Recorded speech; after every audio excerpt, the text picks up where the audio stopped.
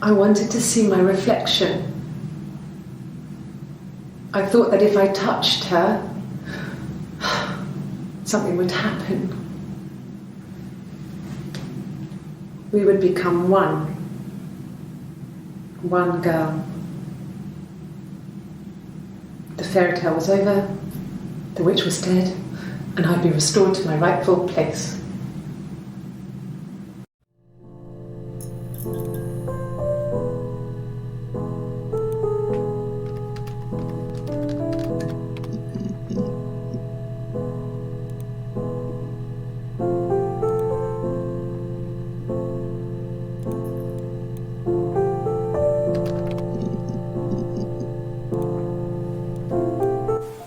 Okay.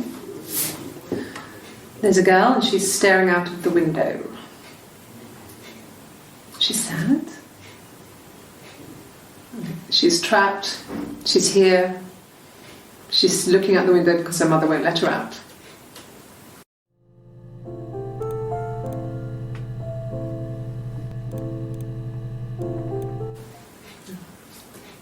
It's Rapunzel. The story starts when she's born. Mother Gothel, a witch, takes Rapunzel from her parents and keeps her locked up in this tower. Rapunzel gets pregnant by the prince, and Mother Gothel is furious, so she cuts off her hair and throws it. Actually, her hair's already short here, so that's already happened. So she throws her into the wilderness, and Rapunzel is reunited with the prince, who's blind, but she kills him with her tears, and so it's a happy ending. Is that too much?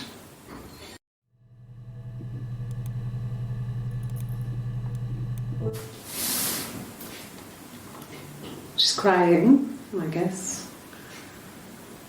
She's sad because she thought she saw her husband with another woman. But it's okay, because she finds out it wasn't her husband, it was his brother. And so it's fine.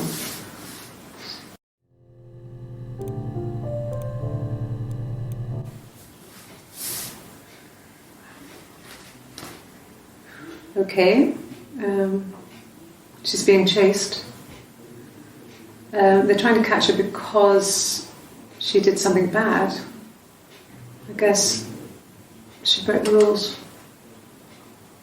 Or maybe they think she did something bad. Maybe it wasn't her fault. She looks scared, not guilty.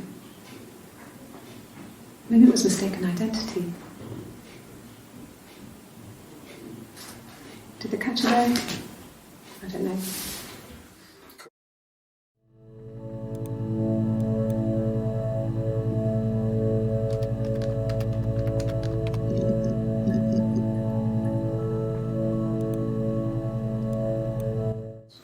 Did I pass? Sorry, I messed it up with all that Rapunzel stuff. Do you need me to do that card again?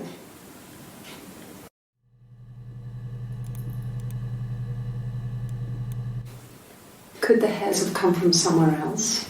I mean, could they... We have a lot of dolls in the attic. There's a Rapunzel doll with long blonde hair. Could they have come from there?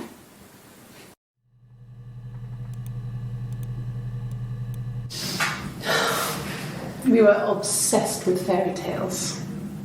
Not just the pretty, pretty ones, but the traditional ones. They were dark and real, bizarre and violent. Felt like life. We had this huge old book that I think Mum must have bought from a library sale. The illustrations had thin tracing paper over them to protect them. They were in colour, shiny plates. At the front of the book was an index of illustrations. We read that more than the actual stories. We'd read aloud the captions and flip between the pictures. There was something intimate about peeling back the tracing paper and dressing the pictures. Rapunzel's hair is cut. The eagle plucks out his heart. The princess pricks her finger.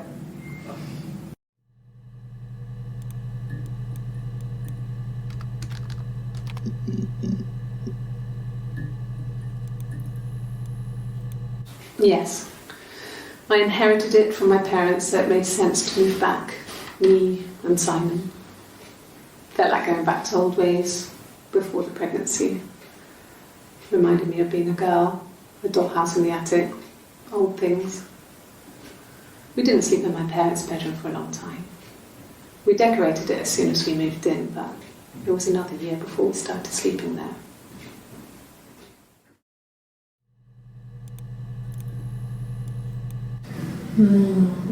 She recognised me from the window. She told me to come inside, and she hid me. They had made the attic into a place where Hannah could play. There was a dollhouse. She hid me up there. No one else ever went into the attic. It was her place.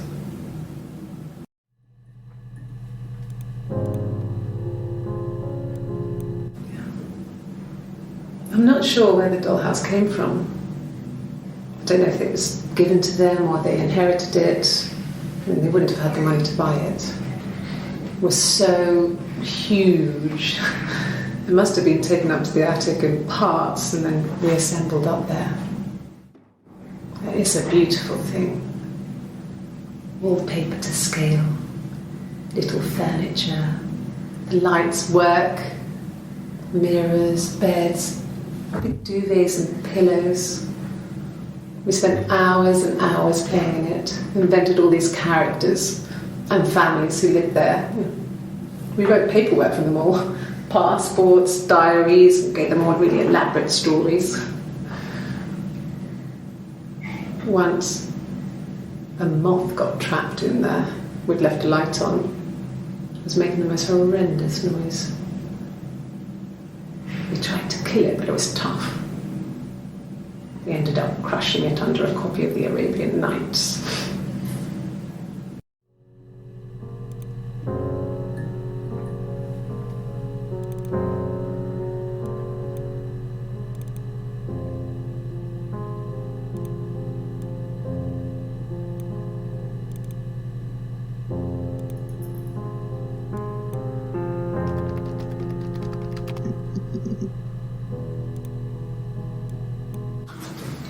The legal stuff was completed very quickly.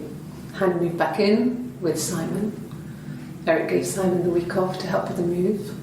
He decorated, modernised wallpaper, curtains.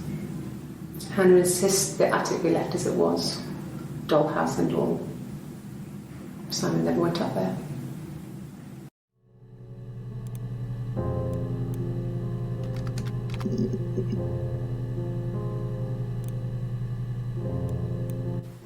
He was wearing a shirt, a blue turtleneck shirt and jeans.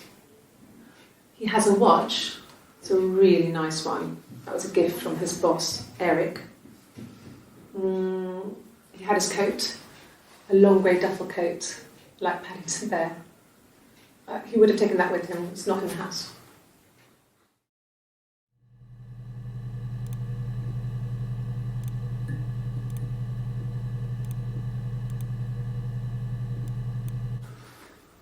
So, it was Friday evening, we had an argument, he left. On Saturday he didn't come back, I waited all day. He was supposed to go help Eric out with something on the Saturday afternoon, they had a job, he didn't show. So Eric was ringing on the phone.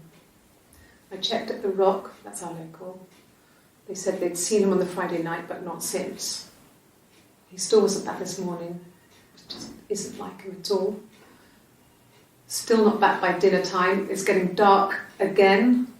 So I decided to come see you. His parents haven't heard anything either.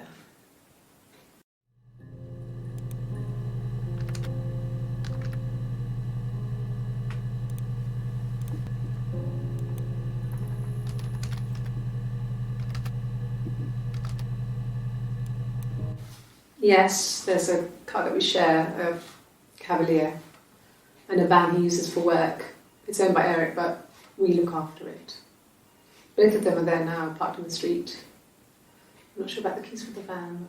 I can look for you when I get back.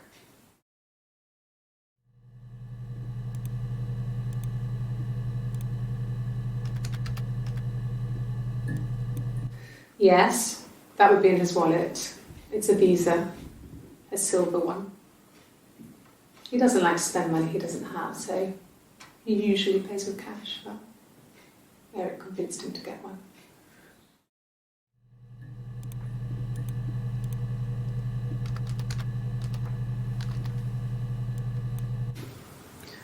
Eric was like an uncle to him. They were pretty close. They spend a lot of time with each other, especially when they have to go to conferences. Have you met his wife, Diane?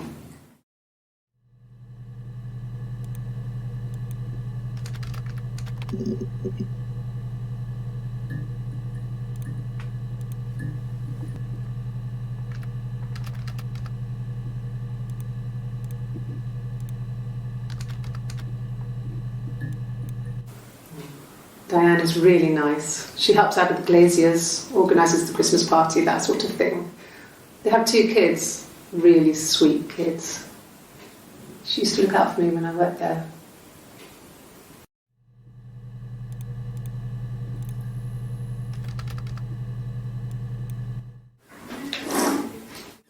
Yeah, that's Simon's watch. It was a gift from Eric. He got it this year. It was a wedding anniversary gift. Steel. It would have been Diane who chose it. She has really nice taste. That time, you must eliminate me. I was in Glasgow then.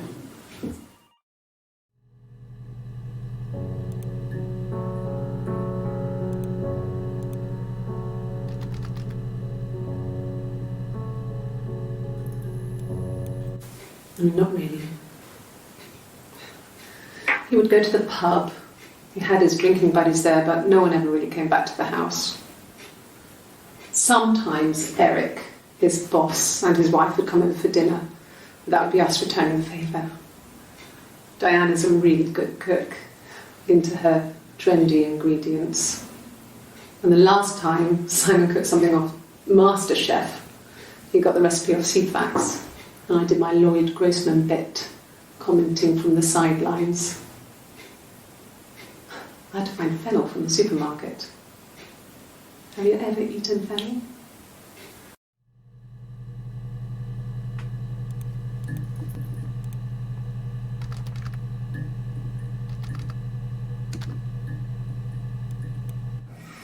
Simon and Eric arguing? No, I can't imagine they'd be arguing. And they get on so well. Unless it was something to do with work. Maybe Simon was being too much of a perfectionist. But I don't know. You should ask Diane.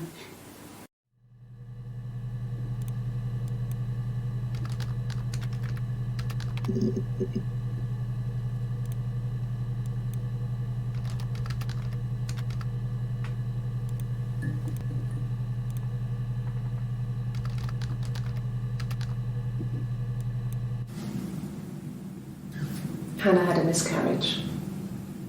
This was late in the pregnancy and it left her infertile. Felt like the universe had corrected its course. We were aligned again. But Hannah and Simon were still living with his parents. They were married. Simon had a job at the Glaziers now. Eric had given him a full-time position after he left school. And then